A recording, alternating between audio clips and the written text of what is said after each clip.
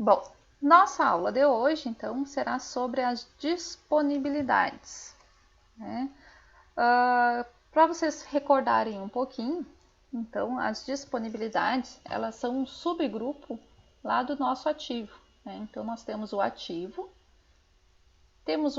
circulante, que é tudo que é a curto prazo, temos o ativo não circulante, e dentro do ativo circulante nós temos o grupo das disponibilidades, tá? A forma de abordagem dessa disciplina é nós irmos seguindo, então, os grupos aqui falando, né, um pouquinho de cada um desses itens aqui do nosso plano de contas, tá? Então, hoje nós vamos falar sobre as disponibilidades. Qual é o conceito de disponível? Então, essa parte do ativo, ela abrange exclusivamente o dinheiro em espécie e outros haveres da empresa, que possam ser convertidos imediatamente em dinheiro, a exemplo dos depósitos bancários à vista. Então, o que nós temos dentro do disponível? Nós temos o nosso caixa. O que nós temos dentro do caixa? O caixa é composto de quê? Do dinheiro, né, que a gente recebe. Nós temos cheques, temos alguns vales, né? Aí, dependendo de cada empresa, ela pode ter outras questões no caixa, né? Outros numerários ou outros haveres que não sejam só dinheiro. A exemplo dos cheques, né? Que são títulos de crédito. Então, no nosso caixa, o que vocês precisam saber é que nós temos o dinheiro em espécie, que é a maior parte, né? Mas também temos outros haveres que podem ser convertidos imediatamente em dinheiro, que é exemplo dos cheques. Então, o cheques é um haver que eu vou lá, saco o cheque e eu tenho dinheiro. Ou também o dinheiro que eu tenho na conta corrente, né? Então, o que ocorre? A empresa tem o dinheiro em caixa, mas tem o dinheiro na conta. Então, ele pode não estar em espécie, em posse ali no momento em mãos da empresa, mas eu tenho ele na conta corrente e posso dispor dele imediatamente. Então, esse que é o conceito de disponível, é aquilo que eu tenho à disposição, que eu posso dispor dele, né? Então, a palavra disponibilidade em contabilidade, ela vai significar disponibilidade imediata, tá? Se eu tiver que esperar um dia para sacar o dinheiro, bom, já não é imediato, ok? Então, o que eu tenho de disponível é aquilo que está realmente disponível imediatamente à empresa. Está à disposição da empresa para usar sem aviso prévio, tá? O que eu poderia ter que não está disponível na empresa, por exemplo? Eu posso ter alguns depósitos bancários, né? Então, por isso que eu faço essa distinção aqui, que nós temos depósitos bancários à vista, que seria aqueles valores que eu tenho na minha conta corrente, mas eu também tenho depósitos bancários a prazo, que seria o quê? Seriam aqueles investimentos que a empresa tem. Por exemplo, o CDB, né? O CDB é Certificado de Depósito Bancário. Então, você observe que você tem um depósito bancário, você deposita no CDB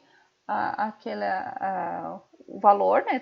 Faz um depósito, porém, você não consegue sacar aquele valor imediatamente. Você vai conseguir sacar dependendo do prazo dele. Nós vamos ter CDB de 45 dias, CDB de 90 dias, CDB de 180 dias, né? Então, apesar de ser um depósito bancário, ele não é à vista, tá? Ele vai ter um prazo para a empresa dispor desse valor, né? Por outro lado, nós temos também o conceito de poupança, que acaba causando muita confusão também, né? Porque a poupança não é investimento, né? Então nós temos muito essa questão, eu tenho dinheiro investido em poupança. Não, poupança não é investimento. A poupança, ela é também um depósito bancário, só que em uma conta distinta da conta corrente, tá?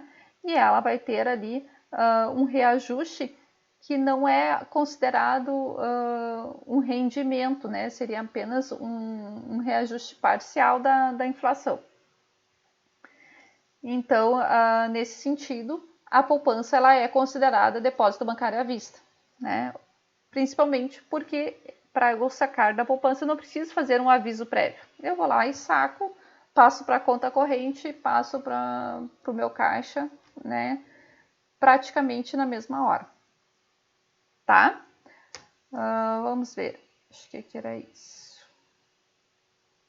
O que mais? Bom, aí nós precisamos falar do controle interno das disponibilidades. O que é um controle interno?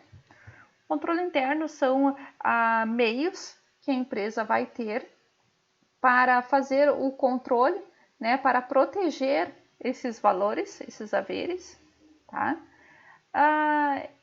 Proteger de quem? Evitar furtos, evitar roubos, desvios, né? Evitar uma série de consequências que pode gerar em virtude de ter esse disponível, né, por esse valor estar à disposição da empresa. Então, para isso, nós temos um sistema de controle interno, que esse sistema ele vai ter como objetivo proteger esses valores e tornar a contabilidade mais exata possível. Tá? O que é esse tornar a contabilidade mais exata possível? É que os registros sejam realizados o mais rápido, né, e mais detalhado, com nível de detalhamento que elucide o que está acontecendo na empresa. Então, esses objetivos são facilmente alcançados, né, no momento em que eu faço a custódia dos ativos, ou seja, a posse do dinheiro, ela tem que ser independente de quem faz o registro das operações. Então, quem controla o caixa não tem acesso ao registro contábil e vice-versa. Quem faz o registro contábil não tem acesso ao controle de caixa, tá? Então, isso pode ser algumas medidas que parece pequena a medida, porém são coisas que elas vão trazer um controle maior desses valores que você tem na empresa, né? Ou melhor ainda, o trabalho de registro ele ainda pode ser dividido de tal maneira que a tarefa de um funcionário seja posteriormente verificada por outro. Então, eu vou ter um funcionário que vai verificar se aquele registro, né, foi realizado de forma correta ou não. Então, nessas condições, né, só ocorreria irregularidades quando houvesse um acordo de duas ou mais pessoas. Então, para haver um desvio, por exemplo, eu tenho essas pessoas, elas têm que entrar em um acordo, tanto quem controla o caixa quanto quem registra e quem confere o registro, né? Então imagina que aumenta a dificuldade. Não vou dizer que vai impedir, né? Mas já aumenta, né? Tu ter 3 pessoas lá vai ser muita coincidência que possam estar planejando isso, né? É mais difícil.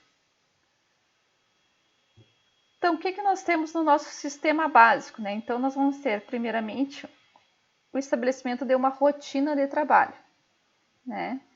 Então, eu preciso saber tudo o que acontece em relação à movimentação de dinheiro, à movimentação de disponíveis, tá? Então, nessa rotina, eu preciso saber o que ocorre. Um recebimento no caixa, o cliente vem e paga um recibo. O caixa tem que dar um troco. O caixa tem que fazer pagamento de outras despesas. Pagamento de fornecedores, como é que é feito? É feito com dinheiro do caixa? De que forma é feito? Por emissão de cheque, pagamento com boleto, transferência. Então, todas essas questões, né, a gente começa a separar e estabelecer, então, uma rotina de trabalho. Ou eu posso dizer assim, não, o caixa vai pagar apenas contas pequenas, e todas as outras contas, como o pagamento de boletos, elas serão realizadas por meio eletrônico, né? Ou com cheques. Então, aí já cria aí uma rotina de trabalho. Nós vamos ter depois a separação do manuseio e do registro das disponibilidades, né? Então, o que acontece? Vou ter a pessoa que está no caixa, não vai ser a mesma que faz o livro caixa. Tá? Então, tem pessoas diferentes. Ou então, se é tudo eletrônico, né? Por exemplo, a pessoa que está no caixa, o livro caixa acaba sendo apenas um relatório emitido, mas eu vou ter uma pessoa diferente que vai fazer a conferência desse relatório. tá? Então aí eu começo a colocar, fazer essa separação de quem manuseia e de quem registra. A separação das atividades de pagamento e recebimento, né? Como que ocorrem os pagamentos e recebimentos? Tornar todos os pagamentos em separado do caixa, né? Não passar esses pagamentos de fornecedores pelo caixa, deixar o caixa para apenas pequenos pagamentos, assim como os recebimentos, né? Incentivar que o cliente faça o pagamento de suas compras diretamente na conta da empresa, certo? Já evitando passar pelo caixa.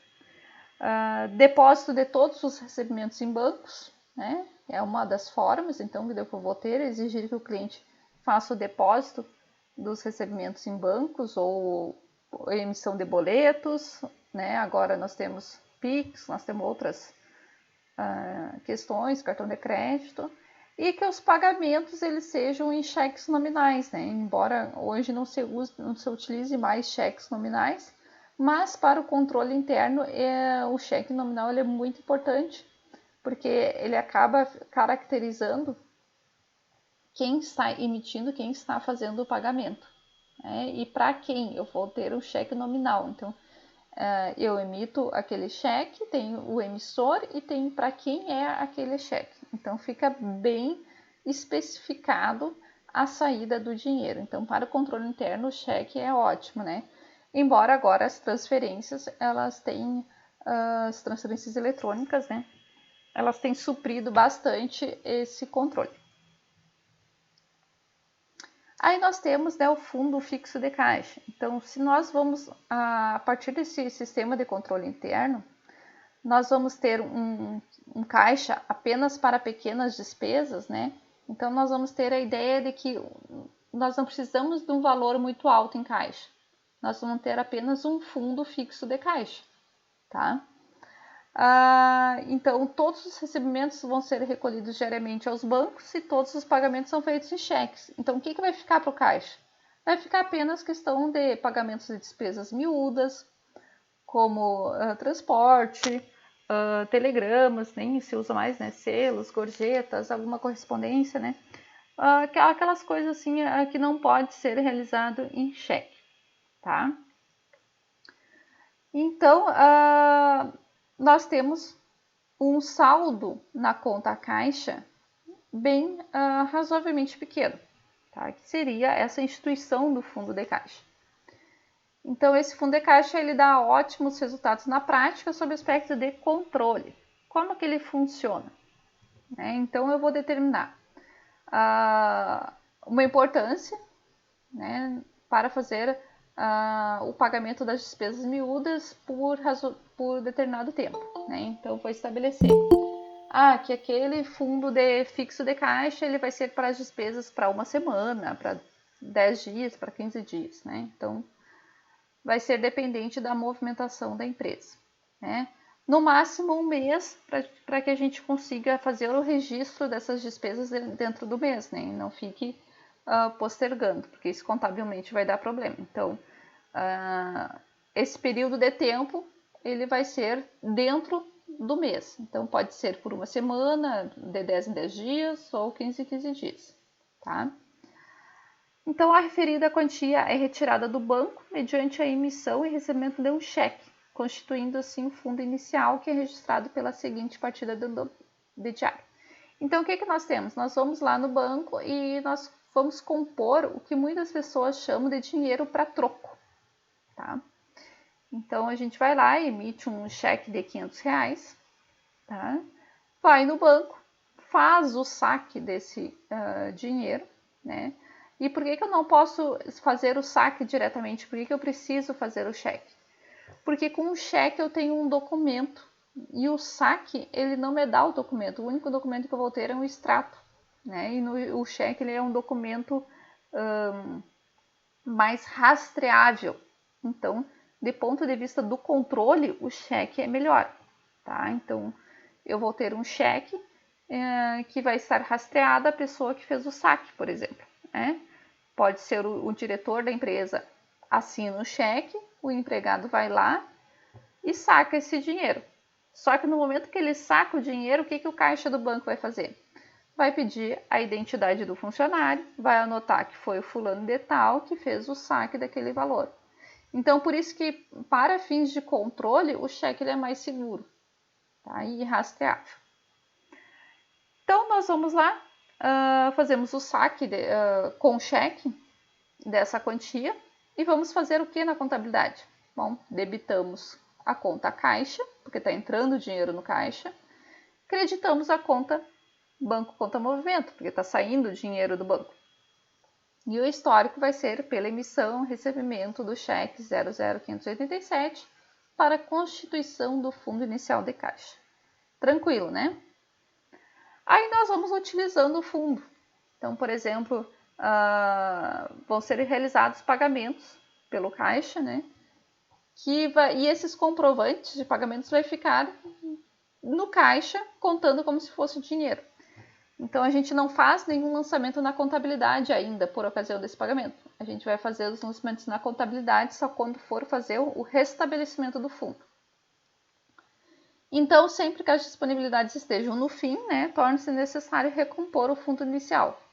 Então, admita que, né, continuando aquele exemplo anterior, o fundo inicial de R$500 foram feitos pagamentos de R$387.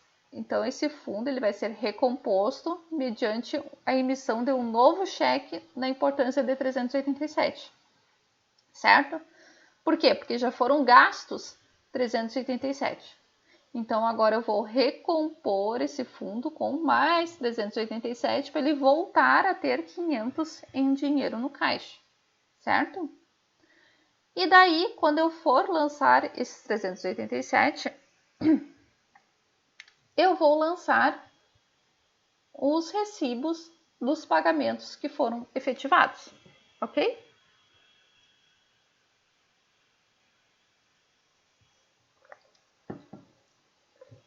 Por exemplo, então, o lançamento por ocasião da entrada do dinheiro e saída dos comprovantes de caixa. Então, esses 387 que vão recompor o fundo de caixa, eles vão ser creditados do banco, né? Então, vou creditar banco conta movimento pela saída. Só que ao invés de passar esse valor para o caixa, agora eu vou fazer o pagamento das despesas. Então, eu vou debitar despesas com correio 35, despesas com materiais de escritório 197, despesas de condução 155. Tá? Então, eu utilizo esse cheque para fazer o pagamento dessas despesas. Ok? Como é que funciona isso na prática, né? Na verdade, eu peguei o dinheiro do caixa, fui lá e paguei o correio, R$35, paguei o material de escritório e paguei o transporte, tá? Fiquei com esses recibos no meu caixa. Agora eu vou pegar esses recibos e vou emitir um cheque para pagar esses recibos, tá? Só que esse dinheiro que vai ser sacado do banco para pagar esses recibos, eles vão voltar para o meu caixa. Então, eu vou continuar no meu caixa com R$500 e vou efetivar, então, o registro dessas despesas aqui, ok? Então, observe que as notas de despesas são debitadas em contrapartida com a conta bancos apenas quando o fundo é recomposto e não quando os desembolsos do caixa forem efetivamente realizados. Então, não é na data que ocorre o pagamento, é quando o fundo é recomposto. A vantagem é que eu vou ter diversos pagamentos que vão ser cobertos por apenas um cheque, né, e por uma única partida de diário, por um único lançamento. Né, ao contrário do que se eu fosse emitir um cheque para pagamento de cada uma dessas despesas. Ok? Dúvidas, pessoal? Estão quietinhos hoje? Quando começar a prática, daí começam as dúvidas. Então tá bom. Então é interessante observar que a conta caixa, né, ou o equivalente, né, é debitada somente quando o fundo é constituído. Outros lançamentos nessa conta somente serão feitos se a quantia ideal do fundo for aumentada ou diminuída. Tá? Então, eu só vou debitar a caixa na primeira vez, lá quando eu comecei os R$ 500. Depois, eu debito as despesas, tá?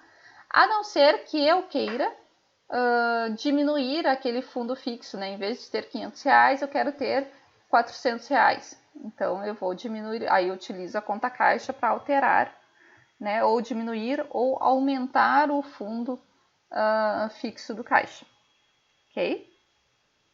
Então, uma vez que o caixa não tem seu saldo alterado pelo pagamento e nem pela recomposição do fundo, esse saldo permanente deve sempre corresponder ao dinheiro em espécie existente em qualquer tempo, mais o valor dos comprovantes dos pagamentos efetuados, né?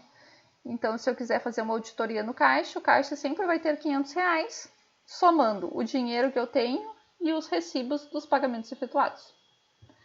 No final de cada período, deve-se ter cuidado de contabilizar as despesas cujos comprovantes estão no caixa, recompondo-se seu respectivo fundo, a fim de evitar que as referidas despesas sejam excluídas da apuração dos resultados, né? Então, cuidar isso. Nunca deixar ultrapassar o período de um mês, tá? Então, sempre registrar aquelas despesas dentro do mês. Por que isso? Porque se eu for fazer a contabilidade pelo lucro real, por exemplo, né, e vou registrar aquela despesa em um mês diferente, isso vai estar interferindo no meu lucro. E se interfere no meu lucro, interfere no imposto a ser pago. Então, observe que tem que ser dentro do mês, né? Se eu calcular os impostos mensalmente ou dentro do trimestre, se eles forem calculados trimestralmente. Mas, de preferência, deixar dentro do mês, ok? Para ter um resultado ali mais exato, né? Para não estar misturando despesa de um mês com outro mês. Senão, o mês ele vai ficar fora, né? Por exemplo, eu pego janeiro, aí não lancei em janeiro, vou lançar só em fevereiro. Aí o de fevereiro eu lanço em fevereiro. Aí quando eu tenho 2 despesas de correio no mês de fevereiro e nenhuma no mês de janeiro, né? Então é mais por isso. Então procurar deixar sempre dentro do mês para fins de análise do resultado, ok?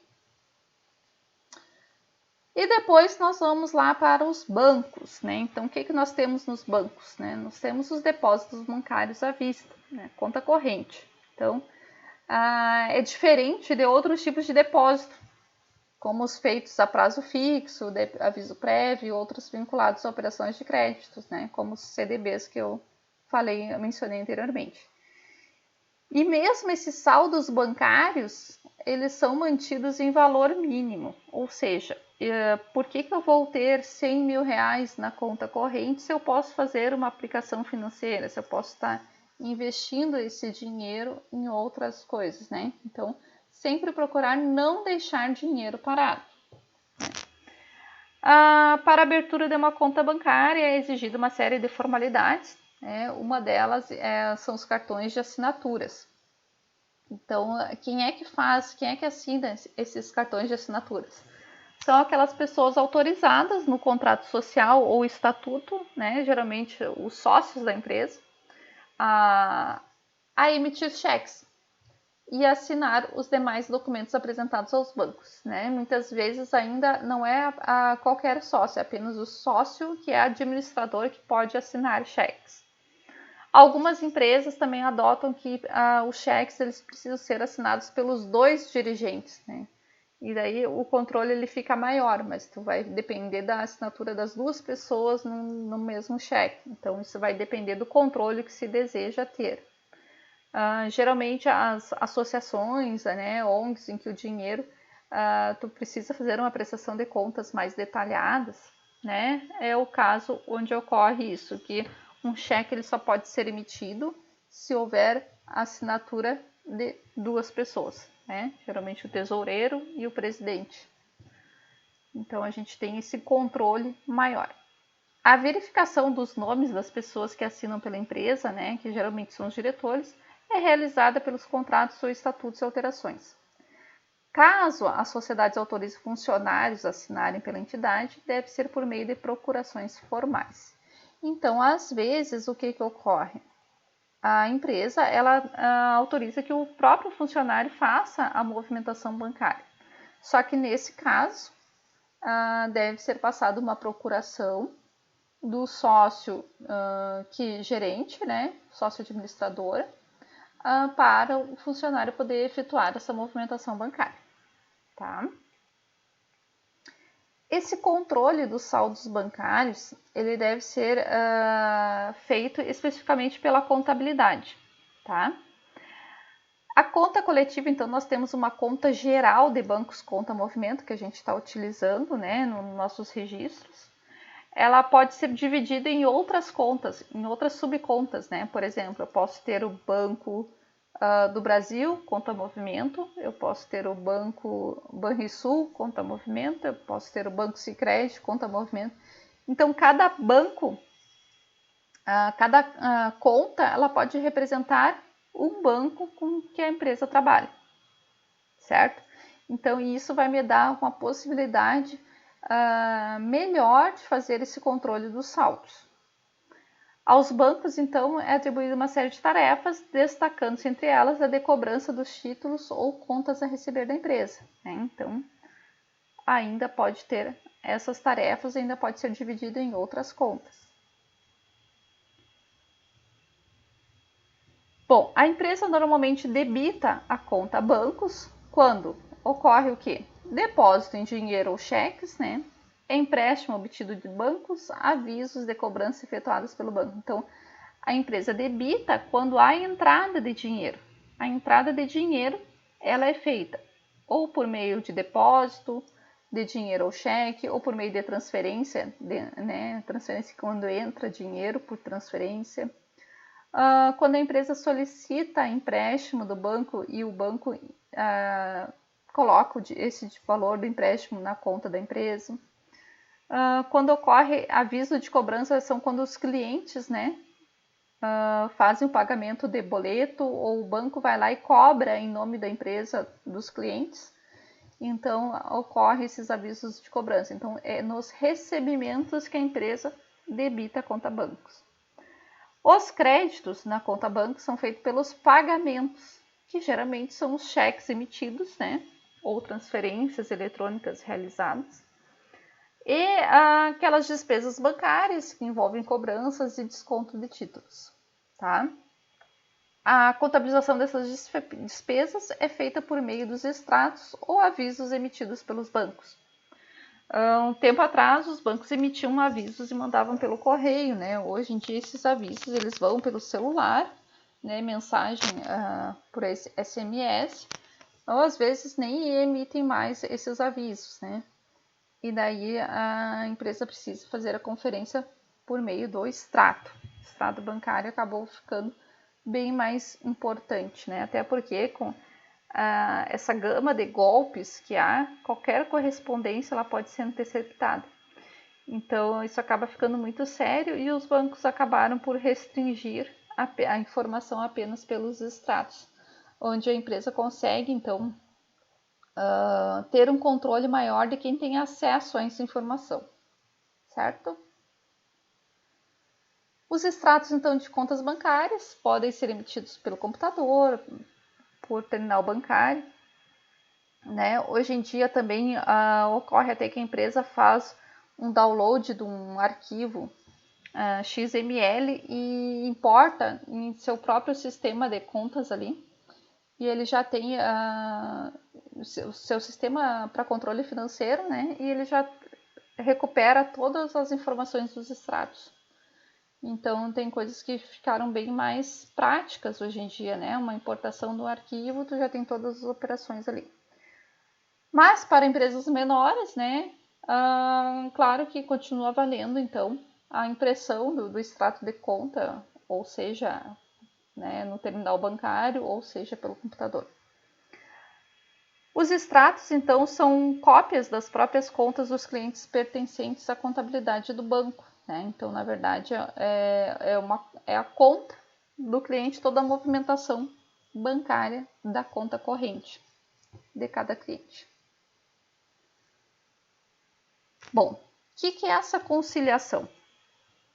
Então, de posse desse extrato de conta bancária, a empresa depositante deve proceder à tarefa de conciliar a conta da empresa com a conta do banco. Então, eu tenho o meu extrato lá no banco, o banco está dizendo que eu tenho tanto, e o meu controle na empresa está dizendo que eu tenho X. Então, no banco eu tenho Y e na empresa eu tenho X. Isso é muito comum acontecer, né? E daí eu tenho que fazer a conciliação, eu tenho que verificar por que os saldos do meu controle diferem do saldo que o banco está dizendo que eu tenho, né? Então, à primeira vista, você pode pensar, mas isso aí, então, né, tem erro, omissão, mas não pode não ser erro ou pode não ser omissão nem do banco nem da empresa. O que pode acontecer é a falta de algum lançamento ou de algum controle. Então, por exemplo, eu posso ter quantias que aparecem nos registros da empresa, mas que não estão no extrato bancário. Como o quê? A empresa emitiu um cheque, mas aquele cheque ainda não foi apresentado no banco, né? Ou então a empresa realizou um depósito, mas era um depósito em cheque e o banco ainda não reconheceu aquele valor de depósito, tá? Então são coisas que podem ter no registro da empresa e não ter no extrato bancário, não estar aparecendo ainda no extrato bancário.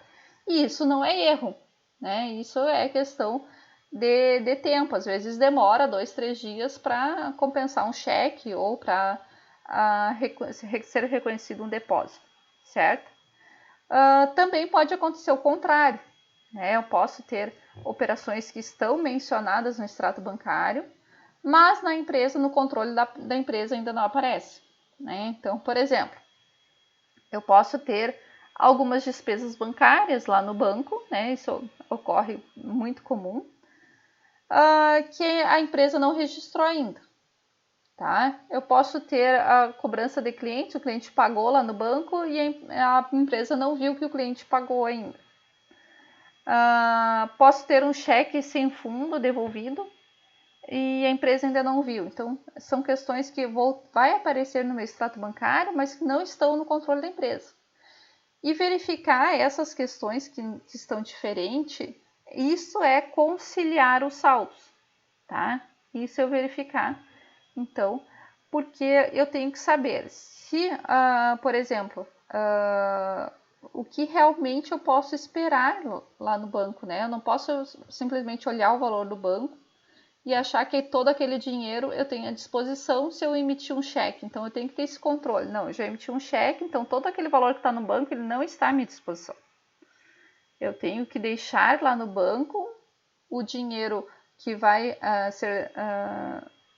ser sacado mediante aquele cheque, ou que vai ter um débito automático, por exemplo, né? Então, esses controles que eu preciso ter na minha empresa.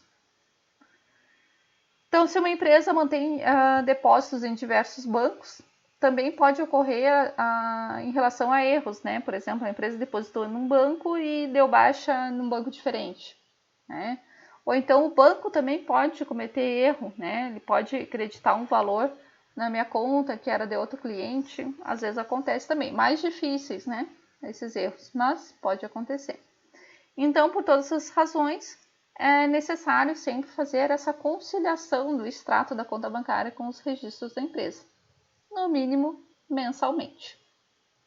Certo? Então, aqui é um Na exemplo. empresa onde eu trabalhava, a pessoa dava muito erro de boleto não registrado. Aí o cliente pagava e ficava lá, aí tinha que procurar para ver isso. Não dava baixa, né? Demorava a dar baixa, porque às vezes assim o banco não informa, né, que o cliente fez o pagamento. Se bem que isso é tudo mais eletrônico hoje em dia, né? O banco envia um arquivo com todos os pagamentos realizados. Só que daí, às vezes, que acontece alguma falha na importação desse arquivo, pode acontecer que não dá a baixa, né, no cliente. Ou às vezes isso é mais manual, né? E daí ocorre algum esquecimento que não é realizado. Então, por isso que a necessidade de estar sempre fazendo essas conciliações.